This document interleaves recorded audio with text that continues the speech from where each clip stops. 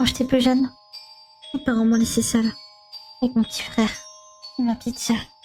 Honnêtement, je me suis proposée, car mes parents n'ont pas l'argent pour payer un babysitter. Mais après cette soirée, plus jamais, nos parents m'ont laissé seule.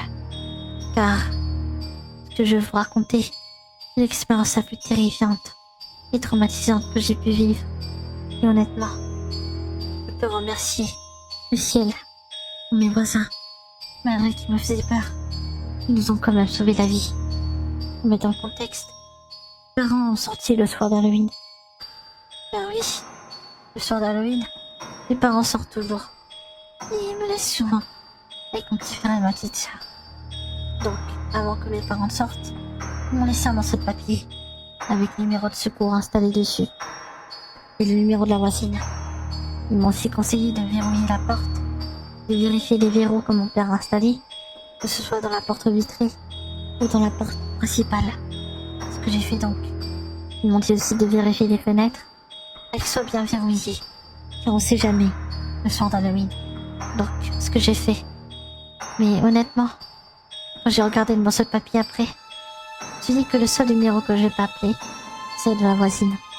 Car, depuis tout le temps, quand j'étais bébé, et même quand j'avais 4 ans, la voisine me faisait tout le temps peur.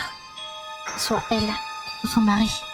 Honnêtement, je pense que c'est des gens qui font des rituels.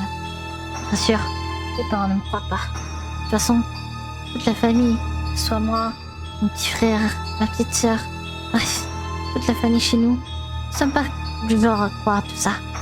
Oui, on aime les fêtes d'Halloween, mais ça s'arrête là.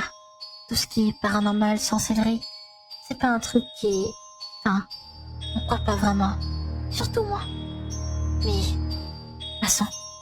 Mon petit frère regardait la télé à ce moment-là. Et ma petite sœur commençait à jouer avec ses jouets. Et moi, j'étais dans le salon avec elle, dans le canapé. On se commence à TikTok, en essayant de voir s'il y a des nouvelles publications. Honnêtement, j'en ai vu pas mal en ce moment. Et avec le soir d'Halloween, je suis sûre qu'il y en a un paquet qui demande juste à une chose, c'est de buzzer, c'est de faire des vues. Donc, j'ai scrollé sur TikTok, histoire de voir ce qui se passe. Et le temps passait. Puis, je suis allée dans ma chambre, histoire de m'allonger un peu et de me reposer. J'ai continué à scroller sur TikTok en attendant. Puis, quelque chose d'effrayant est arrivé. Je ne pourrais vous dire pourquoi, mais j'avais extrêmement peur à ce moment-là. À travers ma tête, je voyais que quelqu'un était en train de toquer. Il grattait. Et ce qui était effrayant, c'était cette ambiance. Il faisait nuit. Ma chambre était éteinte. La lumière de mon téléphone éclairait mon visage. Il n'y avait que ça. Et je voyais une main. Juste une seule main. Toquer à la fenêtre. Et gratter à la fenêtre. C'est la chose la plus effrayante que j'ai pu vivre. Oui, ma petite sœur a lâché un cri. Je suis partie dans le salon pour voir ce qui se passait. Pour voir si elle a besoin de quelque chose. Ou si elle disputait. Car mon petit frère et ma petite sœur aimaient bien se disputer tout le temps. Ils aimaient bien se chamailler, se taper dessus. Mais bon, je pensais pas ce que j'avais entendu. Honnêtement, j'aurais prié que ce soit autre chose que ça. Ma petite sœur et mon petit frère sont pas du genre à mentir. Ils sont très honnêtes, honnêtement. Ils disent vraiment les choses clairement. Car vraiment, mes parents nous ont toujours dit de ne jamais mentir. Et c'est ce que mon petit frère et ma petite sœur ont fait. Donc, c'est ça qui a rendu la chose encore plus effrayante. C'est que ma petite sœur m'a dit qu'il y avait un homme âgé, extrêmement âgé. Genre, aussi sec qu'un raisin. Avec des cheveux.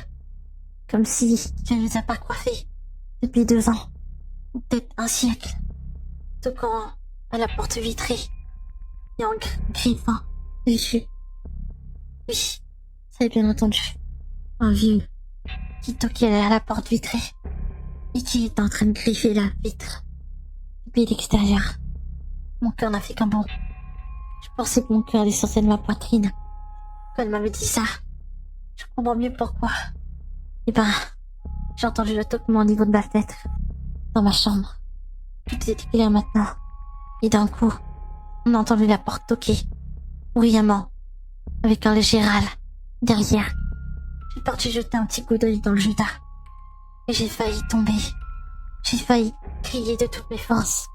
Il y avait ce Guillaume qui était en train de crier, qui était en train de, littéralement, massacrer le poignet, massacrer la porte, et essayer d'entrer. Si là j'ai entendu un cri d'un homme, celui de voisin, le mari de ma voisine, en lui hurlant dessus et le faisant partir. L'homme est parti à toute vitesse. Les voisins ont appelé la police. Et plus jamais on n'a retrouvé la moindre trace de cet homme. Et depuis ça, les parents me laissent jamais, toute seule, à la maison. Qui que vous soyez, vérifiez toujours votre porte d'entrée.